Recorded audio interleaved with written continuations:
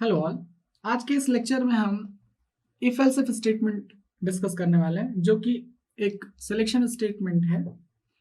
हम if else statement या if statement तब अप्लाई करते हैं जब कभी हमें एक code block depending upon condition execute कराना हो। उस केस में हम इफ स्टेटमेंट यूज करते हैं।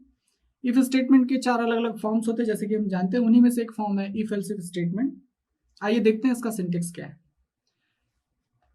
इफ एल्स इफ स्टेटमेंट में हम बहुत सारी कंडीशंस को एक के बाद चेक कर सकते हैं, करवा सकते हैं, और उसमें भी डिपेंडिंग अपॉन चॉइसेस हमें कंडीशंस को यहाँ पर सीक्वेंस करना चाहिए। पहले सिंटेक्स देखते हैं, फिर हम एक एग्जांपल से समझेंगे। सबसे पहले यहाँ से आपका एक लीनियर एग्जीक्यूशन चल रहा है। सबसे पहली कंडीशन शॉर्ट में मैं लिख रहा हूँ C1 आती है, और उसका करस्पॉन्डिंग ब्लॉक यहाँ पर ये लिखा हुआ है। फिर उसके बाद अब मुझे सिंटेक्स में कुछ ऐसा लिखना होगा, दैट इज सेकेंड कंडीशन। फिर उसके बाद इसका करस्पॉन्डिंग ब्लॉक। लाइकवाइज मैं यहाँ पर कई सारी कंडीशंस चेक कर सकता हूं।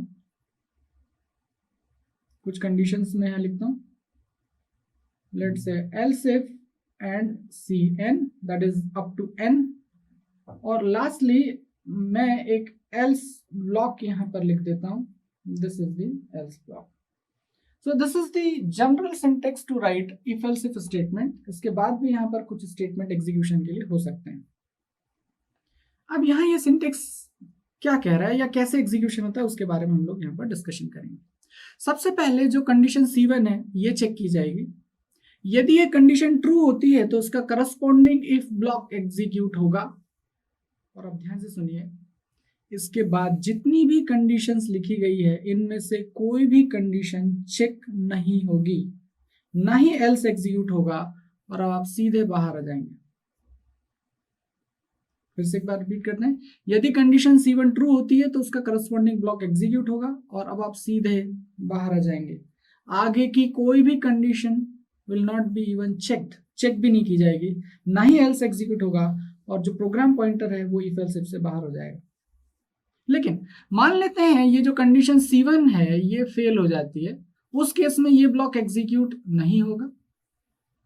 तो फिर अब रियल लाइफ की बात करें, हमारे पास चॉइसेस होती है, और हम उन चॉइसेस को डिक्रीजिंग ऑर्डर में अरेंज कर देते हैं। जो बेस्ट चॉइस होती है हम वो सबसे पहले चेक करते हैं, फिर उसके नेक्स्ट बेस्ट चॉइस, फिर नेक्स्ट बेस्ट चॉइस। इस तरीके से हम जो भी बेस्ट चॉइसेस है उनको एक के बाद एक चेक करते हैं। जो बेस्ट चॉइस है जो हम सबसे पहले चेक करते हैं, यदि वो हमें सेटिस्फाई वो हमें मिल जाती है तो हम उस चॉइस को ऑप्ट करते हैं, और आगे जो चॉइसेस है वो आपके लिए अवेलेबल है या नहीं वो हम चेक भी नहीं करते। बिल्कुल इसी फंडामेंटल पे ये इफ एल्स इफ यहाँ पर मेंशन्ड है। अब देखिए कैसे। मान लेते पहली कंडीशन सेटिस्फाई नहीं होती है, एल्स मतलब यदि नहीं, इफ मतलब यदि फर्स्ट कंडीशन नहीं तो फिर क्या, सेकंड क्वेश्चन, तो फिर क्या C2 सेटिस्फाई हो रही है। तो C2 कंडीशन सिर्फ तभी चेक होगी या इसकी बारी चेक होने की तभी आएगी जब इसके पहले की कंडीशन फेल हो चुकी है। मतलब यदि पहली बेस्ट चॉइस आपके लिए अवेलेबल नहीं है तो ही हम सेकंड ऑल्टरनेट चॉइस आपके लिए अवेलेबल है ये हम चेक करने की कोशिश कर रहे हैं। तो यदि पहली कंडीशन नहीं तो फिर क्या, सेकंड कंडीशन। और यदि सेकंड कंडीशन ट्रू हो जाती है तो उसका करस्पॉन्डिंग ब्लॉक एग्जीक्यूट होगा, और अब आप यहां से सीधे बाहर आ जाएंगे।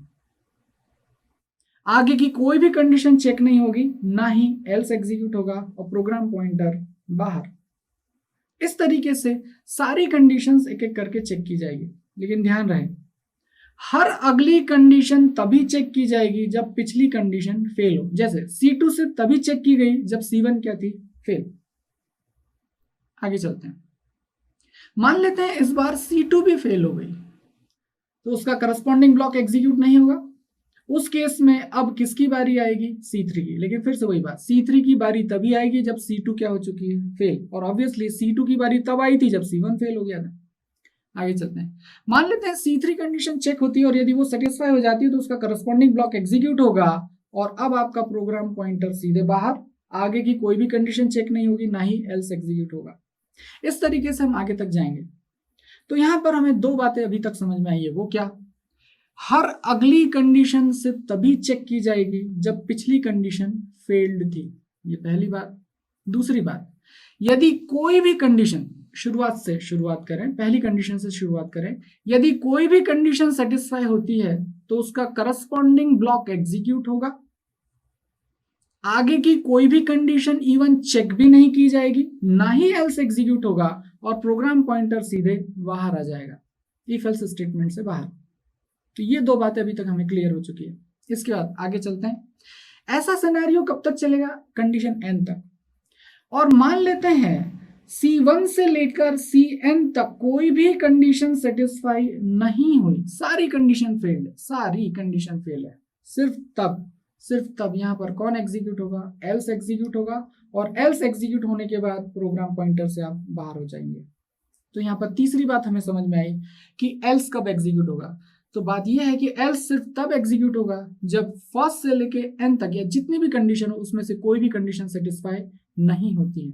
तो इन सारे पॉइंट्स को यदि हम समराइज करें तो इफ एल्स इफ स्टेटमेंट का एग्जीक्यूशन सामने आता है। वो तीनों स्टेटमेंट में एक बार फिर से कहता हूं।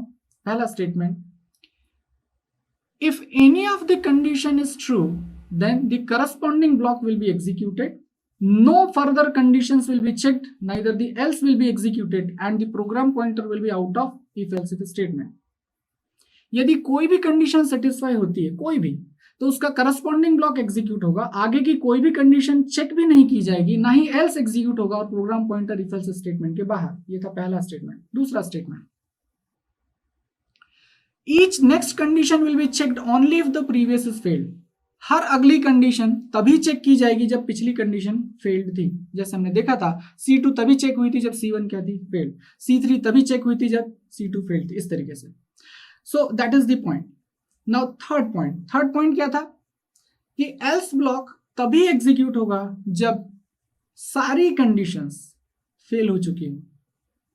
The else block will be executed only if none of the condition is true. इनमें से यदि कोई भी कंडीशन सेटिस्फाई नहीं है, ट्रू नहीं है, सिर्फ तभी कौन एग्जीक्यूट होगा? एल्स। इस एल्स के बारे में एक बात और आपको ध्यान रखनी है कि this else is optional. Optional का मतलब यदि आपको यूज करना है तो आप यूज करें, otherwise you can reject it, you can eliminate it. ठीक है। So these are the points which must be kept in mind while execution of the if else if statement. अब इस पे बेस्ड हम कुछ एग्जाम्पल लेते हैं।